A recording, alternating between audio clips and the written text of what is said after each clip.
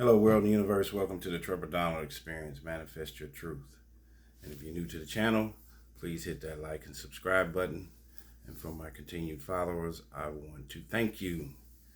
And we got this one coming straight out of Michigan. I try to come up with interesting videos and commentary that are somewhat unique, but can sometimes be a little bit disturbing in trying to figure out the human mindset. And this is coming from an attorney. 44-year-old Shanda Vander 44-year-old Shanda Vander gets life in prison for torturing her disabled son to death in Michigan. The Michigan mother who starved and tortured her disabled teenager to death was sentenced to life in prison without parole yesterday, on Tuesday, with the judge saying that she committed systemic torture to her own son. Timothy Ferguson weighed just 69 pounds when he was found dead on July 22nd, 2022. In the horrible closet she forced him to sleep in, wrapped in only a tarp and his own urine. Timothy died from malnutrition and hypothermia after suffering months of cruel abuse at his mother's hand, as well as his older brother, Paul Ferguson, who claims he was operating under his mother's instruction. Paul was 20. Timothy was routinely fed hot sauce, restrained with shackles and zip ties, and deprived of sleep. He kept a light on all the time, and they kept him in a closet. That was his bedroom. And she had multiple 5 or 6 cameras all throughout the house. And she had a camera that was placed inside the closet so she can watch him while she's at work, doing legal research and practicing as an attorney. Shanda also instructed Paul, the older brother, to taunt Timothy with frozen pizza rolls and to pour hot sauce on his genitals, on Timothy's genitals.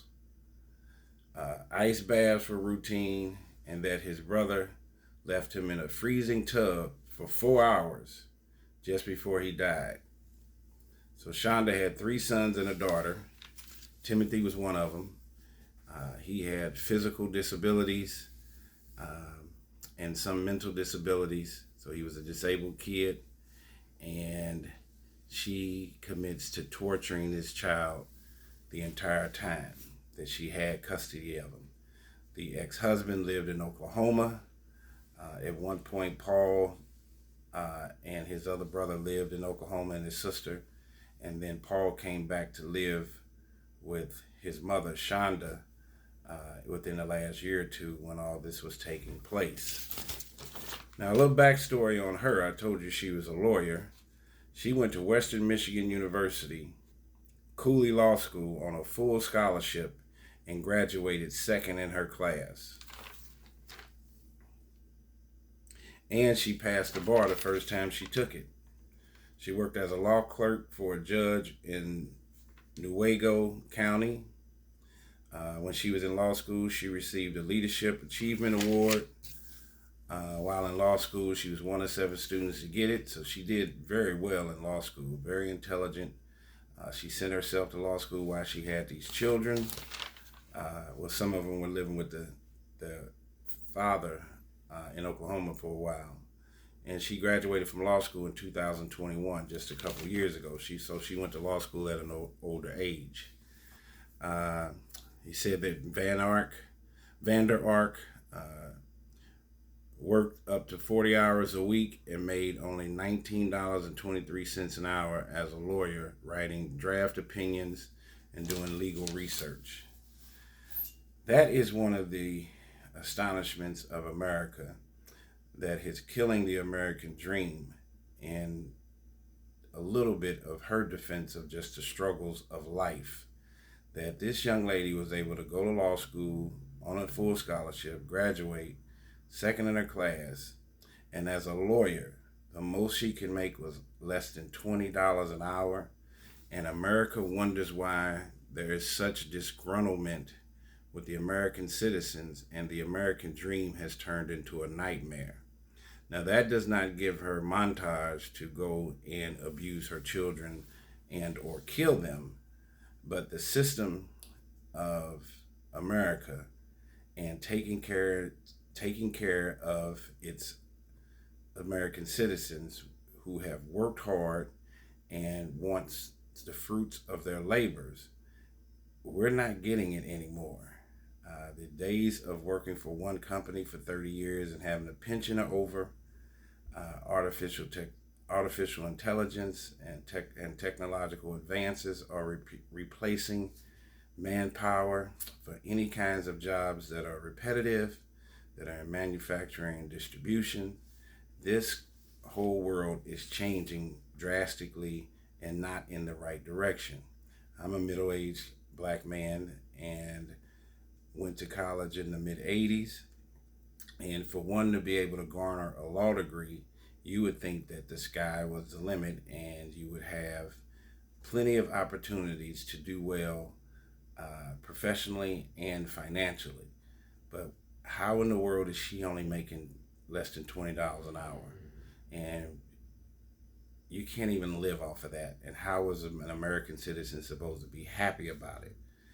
We print money each and every day, funding wars outside of America, uh, funding the migrant border crisis with no problem, billions and billions of dollars. But it's hard as hell for an American citizen to find a decent wage and be a decent wage earner, especially when you reach your 40s and your 50s. Not only is it hard to find a job, but then when you do find one, they want to pay you as if you were a 25-year-old.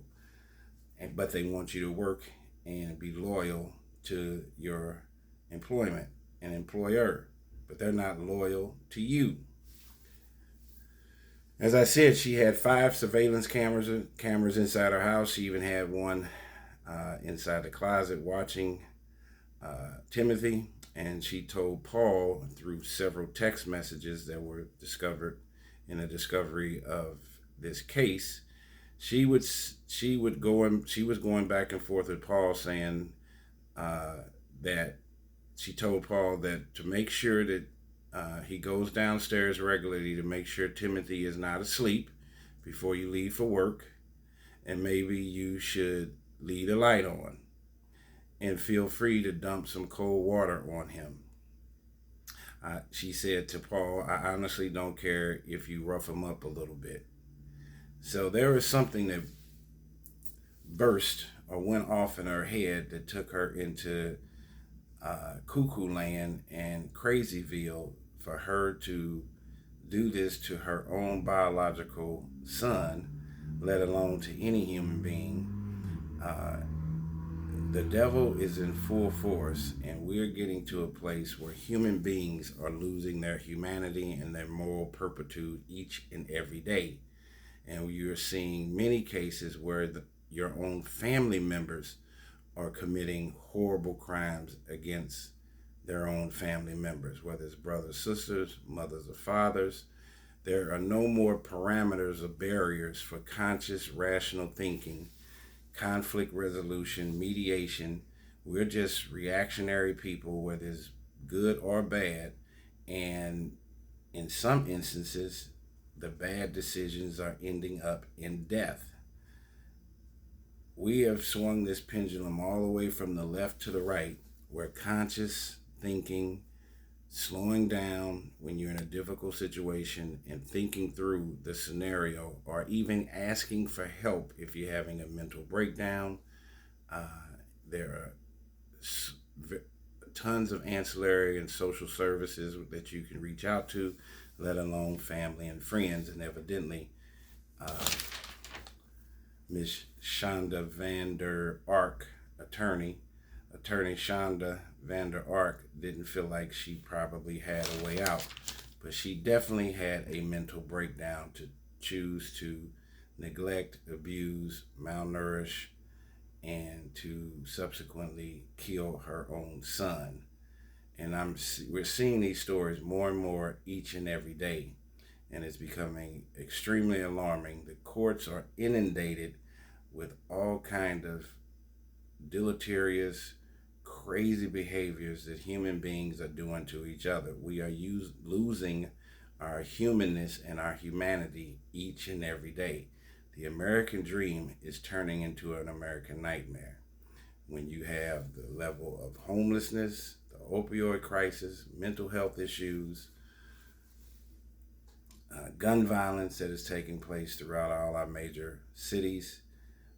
People are reaching their breaking point, and I'm not making an excuse for this young lady. I think if she was suffering, she should have reached out, or if there were other people that noticed it, whether it was her children or other family members or friends, they should have reached out before it got to this place for Timothy to lose his life.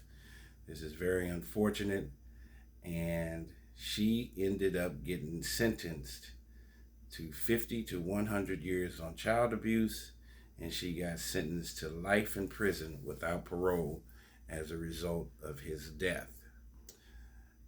This is a very sad and troubling story, and it sounds a little bit and has some similarities to the young lady that just got out of prison,